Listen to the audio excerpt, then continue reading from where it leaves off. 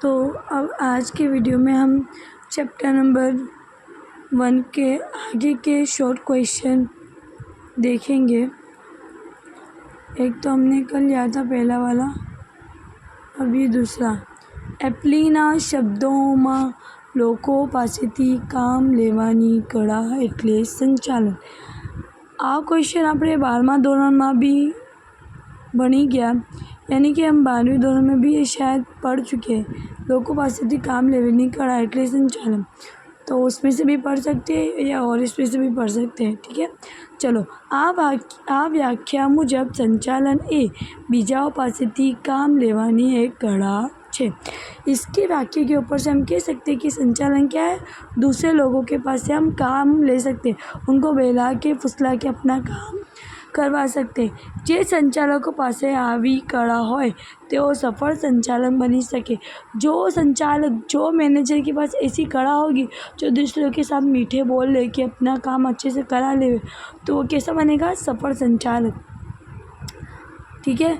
James लुंडी ए आपेली व्याख्या, James लुंडी ने अलग व्याख्या दी। संचालन ए व्यवस्था तंत्रना खास उद्देशोनी सिद्धि माटे अन्यना प्रयत्नों आयोजन करवानुं। संचालन ए व्यवस्था तंत्रना खास उद्देश्यों, व्यवस्था तंत्र यानी कि हम व्यवस्था करते हैं ना, इतने कारीगर लाएंगे, उसको काम देंगे, उनको इतनी सैलरी देंगे, वो व्यवस्था तंत्र होता है। उसके कुछ उद्देश्य होते हैं, उद्देश्य को क्या करना पड़ता है, सिद्धि। अन्य प्रयत्नों आयोजन, और दूसरे काम के भी क्या करना रहता है, आयोजन, प्लानिंग करनी पड़ती है। संकलन साधवानुं यानी कि जॉइंट करने का, અને અંકુશ રાખવાનું, अंकुश यानी उस पर कंट्रोल करना નું कार्य છે।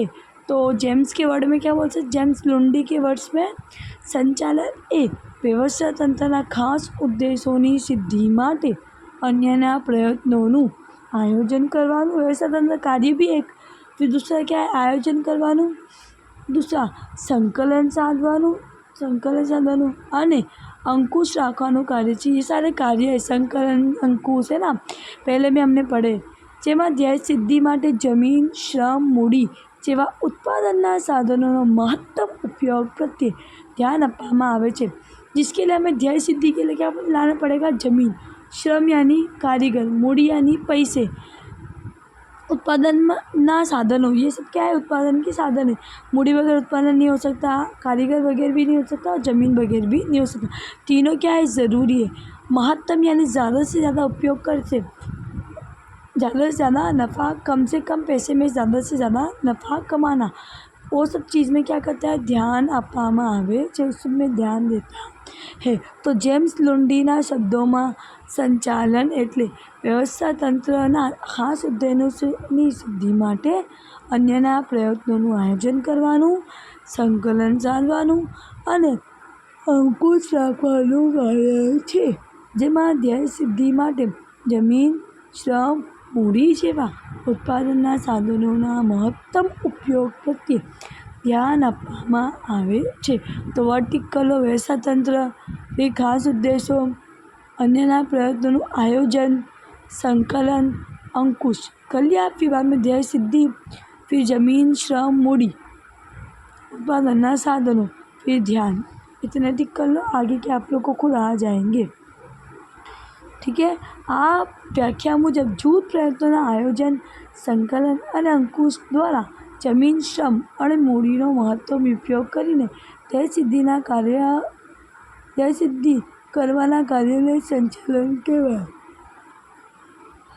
इस वाक्य के मुताबिक जब जूथ प्रयत्न यानी बहुत सारे कारीगर एक थोड़ी, वो क्या करना है, उसका आयोजन, दूसरा संकलन, तीसरा अंकुश, ये तीन करके क्या क्या चाहिए, तीन करने के लिए पहले तो ज़मीन चाहिए मशीन लाने के लिए, श्रम यानी उसको चलाने के लिए लोग, और मूडी यानी पैसे, जो खरीदने के लिए पैसे, उसका ज़्यादा से ज़्यादा महत्व उपयोगी नहीं, ज़्यादा से ज़्यादा उपयोग करके हम ध्येय सिद्ध यानी कि नफ़ा कमाने का ध्येय करवाना कार्य ने संचालन कहवाय। समझ आया। चलो, अब तीसरा क्वेश्चन है। विद्वान फ्रेंच लेखक के श्री हेनरी फ्योलना अभिप्राय मुजब संचालन एटले पूर्वानुमान અને આયોજન કરવું, વ્યવસ્થા તંત્રની રચના કરવી, આદેશો આપવા, સંકલન સાધવું અને अंकुश राखो थे। ये भी क्या है, संचालन की व्याख्या है, तो हम अब इसे डिटेल में समझेंगे। आ व्याख्या संचालनना महत्वना कार्यों, संचालन के कार्य है ना, वैसे धंधा दौड़ावनी अंकुश, ये क्या है, महत्वना जरूरी कार्यों पर प्रकाश यानी कि रोशनी करता है, ज़्यादा ध्यान देता है। भाभीना गर्भમાં શું રહેલું, भाभी यानी कि भविष्य, भविष्य में क्या होगा तेनी आगाही, उसके क्या करते हम, आगाही करते। तेना शब्द में भविष्य में हाथ धरवानी प्रवृत्तियों आयोजन करूँ, उसके संदर्भ में यानी उसके मुताबिक हमें क्या करनी पड़ेगी, प्रवृत्ति के आयोजन करना पड़ेगा कि भावी यानी कि फ्यूचर में क्या होगा उसके मुताबिक। व्यवस्था तंत्र की रचना करनी, व्यवस्था तंत्र की रचना भी हम फ्यूचर के अकॉर्डिंग करेंगे। कर्मचारियों ने सतत प्रयत्नशील, प्रवृत्तिशील यानी कि काम में लगाए रखना, सक्रिय रहे यानी कि जोश में रहे ते માટે તેમને સૂચનાઓ અને દોરવણી આપી। वो लोग को बार बार सूचना देना है और दौरवनी देनी है। विविध विभागों प्रवृत्तियों वच्चे संकलन साधવું, विविध विभाग यानी 3 विभाग आते हैं ना, तो ऊपरी अधिकारी, बॉटम अधिकारी, वो सब का क्या करना पड़ेगा, संकलन जोड़ना पड़ेगा, प्रवृत्तियों को भी जोड़ना पड़ेगा। अने कर्मचारियों पर अंकुश रखो, और कर्मचारियों पर क्या करना पड़ेगा, अंकुश यानी काबू, केवल आलसी ना बन जाए। वगैरह कार्यों के जे संचालक करे छे, ये सब कार्य कौन करता है, संचालक, तेने संचालन कहवाय। अब तुम दोनों में से कोई भी लिख सकते हो, पूरा लिखो तो भी ज़रूरी नहीं है, उसको क्या कहते हैं, संचालन। चलो, लिविंगस्टीनना शब्दों में वर्तमान सगवड़ों महत्तम उपयोग करीने यानी हाल की सगवड़ का क्या करना है, ज़्यादा से ज़्यादा उपयोग करके समय और संपत्ति ओछा में ओछा व्याप, समय का भी ओछो ओछो व्याप यानी कि वो वेस्ट कम से कम वेस्ट, संपत्ति का भी कम से कम वेस्ट करके ध्येय ने पार पाड़वानुं कार्य, ध्येय ने पार पाड़વું यानी कि ज़्यादा से ज़्यादा नफा कमाना, वो कार्य को शू कहवाय, संचालन कहवाय। ठीक है। संचालन ना 6 M में क्या क्या ज़रूरी है, पहले मानस यानी मैन लाएंगे, फिर वो क्या खड़े रहेंगे, नहीं मटेरियल पे काम करेंगे। तीसरा, मटेरियल खरीदने के लिए क्या चाहिए, मनी। अब मनी आने के बाद क्या करेंगे हम, यंत्र यानी मशीन को खरीदेंगे, उसमें डालने के लिए क्या चाहिए, मटेरियल, उसको चलाने के लिए मैन, और क्या चाहिए, पद्धति, कैसे चाहिए, हार्डवेयर थोड़ी चलाएंगे, उसकी मेथड, और लास्ट में क्या है, वो प्रोडक्ट जो हमें बनाया है उसको क्या बेचने के लिए बाजार, मार्केट। ठीक है, man, material, money, machine, method, market, आगे पीछे लिख सकते हो। साधनों सार्वत्रिकताનો सिद्धांत, संचालनों सार्वत्रिकता यानी संचालन सब जगह कैसे फैलाएला है समझाओ। तो संचालन सार्वत्रिक है, संचालन क्या है, सब जगह ही ज़रूरी है। ये बात सौ प्रथम कोने रजू कर दी थी, हेनरी फ्योल, जेनु अर्थकरण, जिसका अर्थकरण नीचे है। संचालन जे सिद्धांतों कौशल्यों उपयोग कर एक प्रकार धंधा में करे छे, तेनो उपयोग से बीजा कोई भी प्रकार धंधा में पर कर सके। संचालक जो मैनेजर होता है, जो धंधे में वो रहता है, उसका क्या करता है, खुद के कौशल्य, खुद की कला का उपयोग करके, सिद्धांत के उपयोग करके आयोजन करता है, संचालन की कार्य करता है। वो क्या उसके लिए करेगा, नहीं, अगर वो उसके ट्रांसफ़र हो जाता है तो बीजा कोई भी प्रकार धंधा पे वो कर सकते हैं। ठीक है।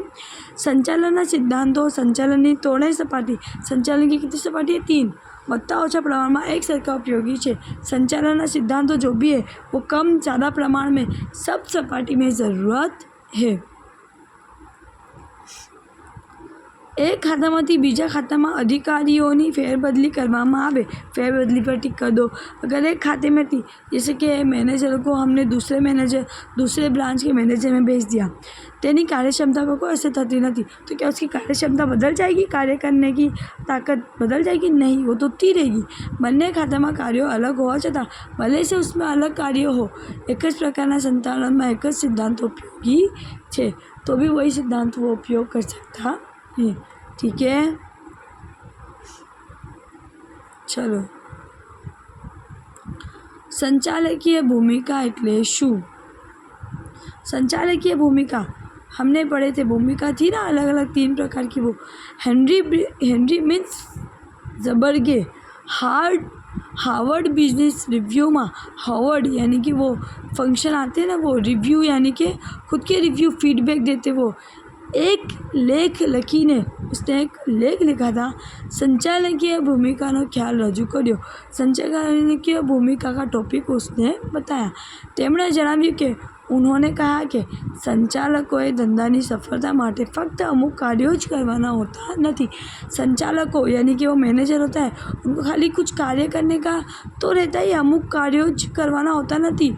वही नहीं, उनको दूसरे काम भी करने पड़ते, अमुक प्रकार की भूमिकाओं पर निभावी पड़े, उनको दूसरी भी भूमिका निभानी पड़ती है। किसको? संचालकों को। ठीक है, संचालके जे भूमिका निभावी पड़े छे તેને संचालकीय भूमिका तरीके ओळखवामां आवे छे। तो संचालकों को जो जिम्मेदारी है भूमिका निभाने की, वो भूमिकाओं को क्या बोलते हैं? संचालकीय भूमिकाओं। ठीक है, जैसे कि दाखला तरीके आंतरवैयक्तिक भूमिका हम ऊपर पढ़ चुके हैं, माहिती विषयक भूमिका और तीसरा निर्णय विषयक भूमिका। ये तीनों आपको याद ही होगी। चलो अब आगे है संपर्क अधिकारी। संपर्क यानी ज्वाइन करने वाला, एक को दूसरे के साथ तरीके की मैनेजर की भूमिका बताओ। जैसे कि संपर्क होता है ना हमारा एक नंबर से दूसरा नंबर, वैसे यहाँ पे भी संपर्क होता है। किसका? मैनेजर करता है एक का दूसरे के साथ। संचालक के आंतरिक તેમજ बाह्य व्यक्तियों साथ संपर्क में रहવું पड़े छे। संचालक को क्या? आंतरिक यानी घर धंधा के अंदर उसके कर्मचारियों के साथ जुड़े रहना पड़ेगा, और धंधा के बाहर किसके? बाह्य व्यक्ति, जैसे कि लोन लेने के लिए बैंक, मटेरियल खरीदने के लिए सप्लायर, वो सबसे क्या संपर्क में रहना पड़ता है, कांटेक्ट में। बाह्य परिबळों यानी कि बाहर के परिबळ, जेवा कि हरीफाई, सरकारी नीति, सामाजिक और आर्थिक परिवर्तनों वगैरह धंधा पर सी असर थशे ते जाणवा माटे ते सतत बाह्य व्यक्तिओं संपर्क में रहे छे। जैसे कि हरीफाई यानी कॉम्पिटिशन। अब एक प्रोडक्ट जैसे कि क्लोजअप है, तो उसकी हरीफाई में कौन है? कोलगेट है ना, उसको उसकी जानकारी रखनी पड़ेगी। कोलगेट के संचालक को किसकी जानकारी रखनी पड़ेगी? क्लोजअप वाले की। सरकारी नीति यानी सरकारी कानून कायदा।